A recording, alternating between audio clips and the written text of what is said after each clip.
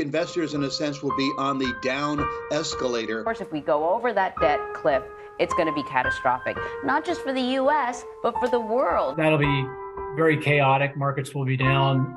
It'll be a mess.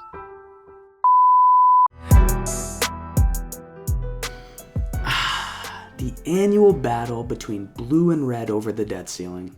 Each side sneaking their own convoluted twists into 1,000-page proposals in hopes that their little interns won't raise any red flags. Welcome to politics, everybody. It's a realm full of compassion, honesty, and good intent.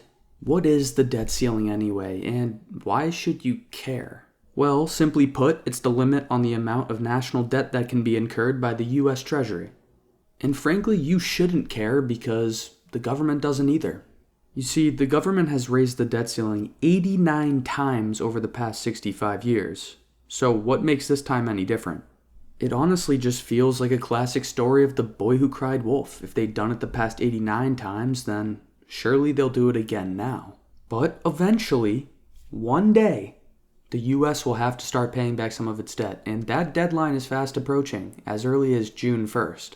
And so we go to Google.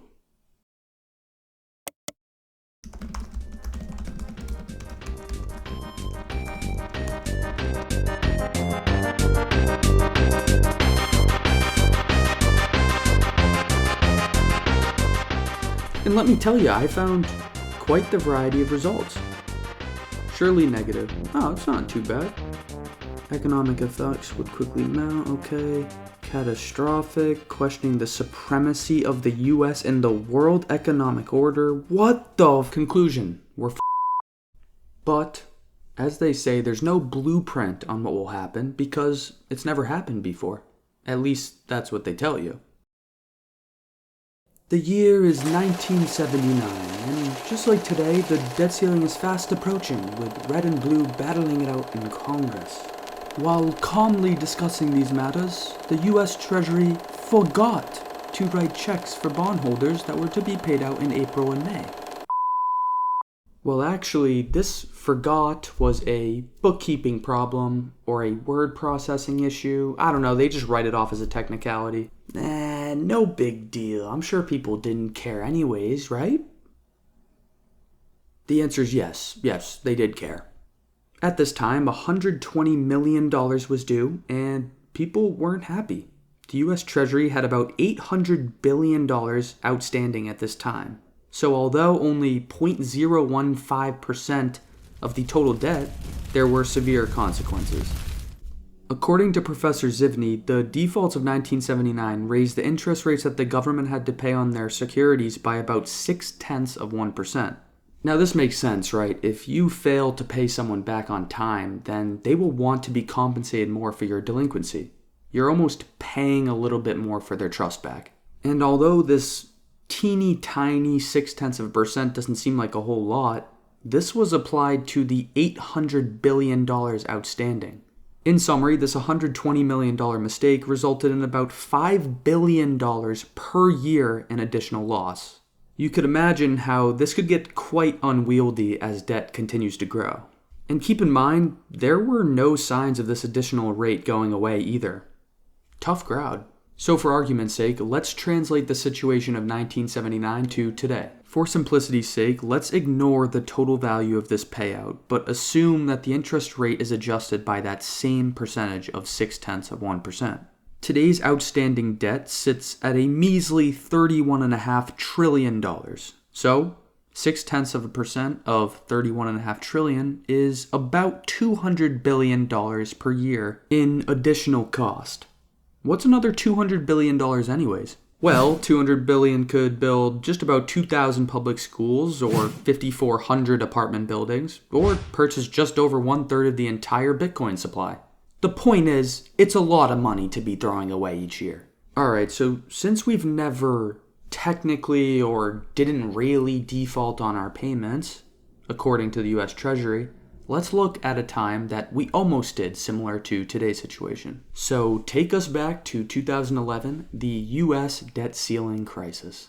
And now that I look at it, I think they just call it that every single time there's a possibility it doesn't go through, so I guess that's a little dramatic.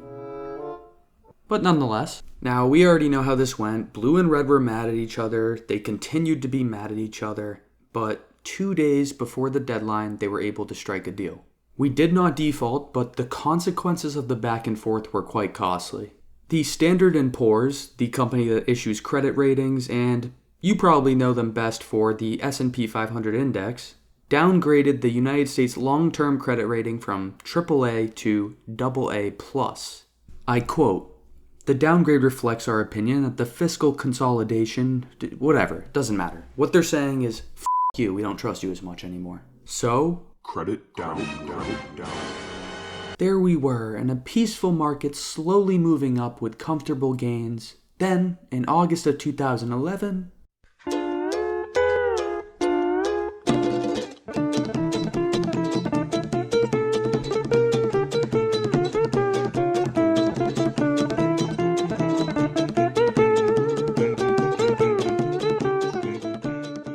okay, so 1979 and 2011 were pretty solid indicators. But if that's not enough to get the point across, in October of 2013, the Federal Reserve actually simulated what would happen to the economy using a macroeconomic model. Seriously? Okay, this is just getting ridiculous now. In the 2 years following the default, according to the Fed's macroeconomic model, there would be an 80-point increase in 10-year Treasury yields, a 30% decline in stock prices, a 10% drop in the value of the dollar, an extreme deterioration in household and business confidence, and a loss of about 5 million jobs. Similarly, today, UBS says there will be a 20% drop in prices. White House Gov has these stats, and this guy Matthew Fox says there's going to be like a 45% decline in stocks. However, this is just all speculation and predictive analysis, because, the US has never defaulted on its debt. Technicalities aside, of course. Albeit, this is all very scary and very negative, but let's just be real for a second. The US has reached its debt limit 78 times and raised it each and every one of those 78 times. Now, history is no guarantee for success, but if I was a betting man, those are some odds that I'm willing to take. We can obviously see that on this logarithmic chart, debt is ballooning on a yearly basis. And when we look at the linear chart, well, it's even more clear and quite ridiculous. Yo, you wanna see some real speed? I'll show you some real speed.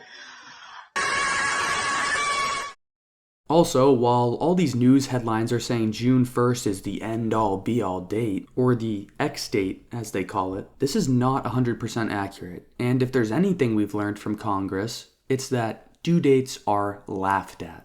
Goldman Sachs believes the X day can really be anywhere from June 6th to June 8th.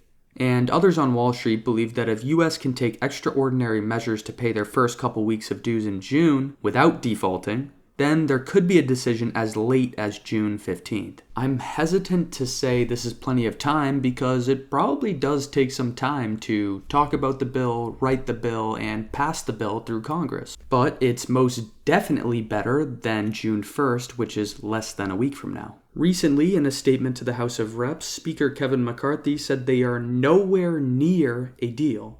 So hopefully they can figure something out soon because whether it's June 1st or June 15th, the deadline is pretty near. In conclusion, until the waters clear up, the near future will remain rather murky. Obviously, any uncertainty or doubt surrounding a situation that's deemed as catastrophic as this one will lead to some volatility in the markets. As you can see at this point, hedge funds and institutions are hedged to the same extent that they were during the 2011 debt ceiling crisis. Will it be another false alarm? Is this hedging all for a nothing burger? If the US actually defaults this time around, oh boy, this may be a rough and bumpy next few months. Good luck out there, and peace!